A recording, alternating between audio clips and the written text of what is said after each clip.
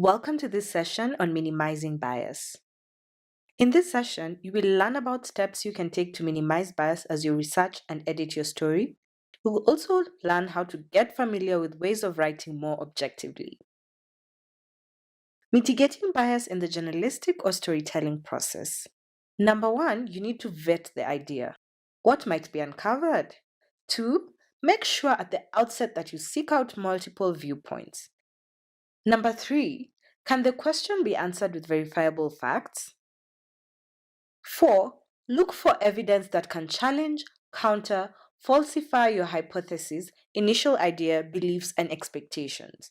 5. When publishing, provide source documents. 6. If you've done data analysis, provide methodology so that readers can dig into and verify your process. 7. Fact check and recheck your primary sources.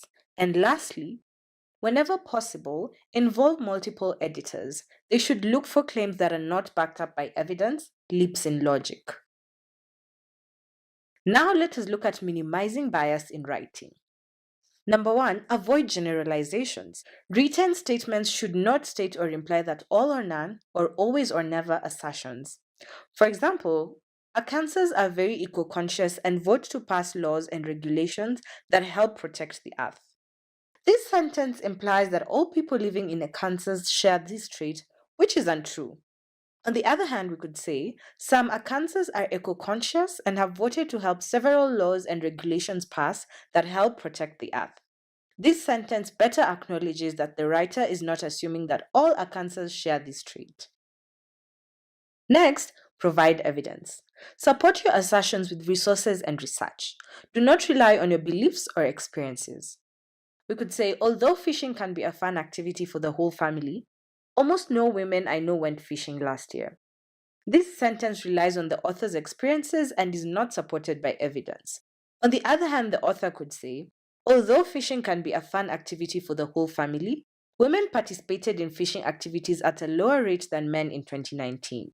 The 2019 special report on fishing by the Recreation Boating 7 Fishing Foundation found that 35.8% of fishing participants were women. These sentences provide evidence to support the author's claims. Be objective. Bias can be both negative and positive. Try to write in a balanced and avoid being critical or complimentary of a given topic or entity.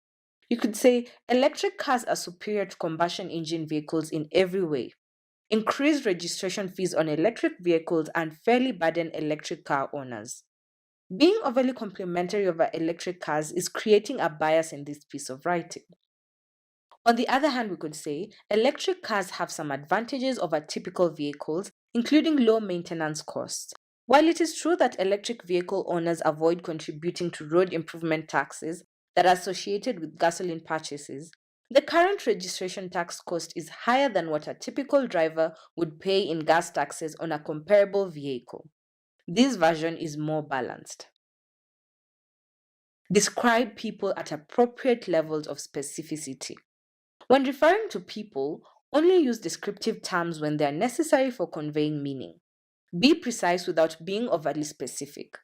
Pay close attention to your language choices when writing about age, disability, gender, identity, sexual orientation, racial or ethnic groups, or socioeconomic terms. The APA Style Guide has an extensive section covering language choices for these groups of participants, patients, or clients. We could say older adults scored higher on the test than younger adults. It is unclear from this sentence what age the participants were.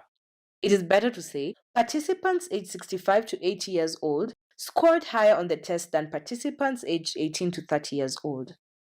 Participant groups are more clearly and specifically described in this sentence. What's next? Listen to how journalists and editor mitigate bias in the newsroom.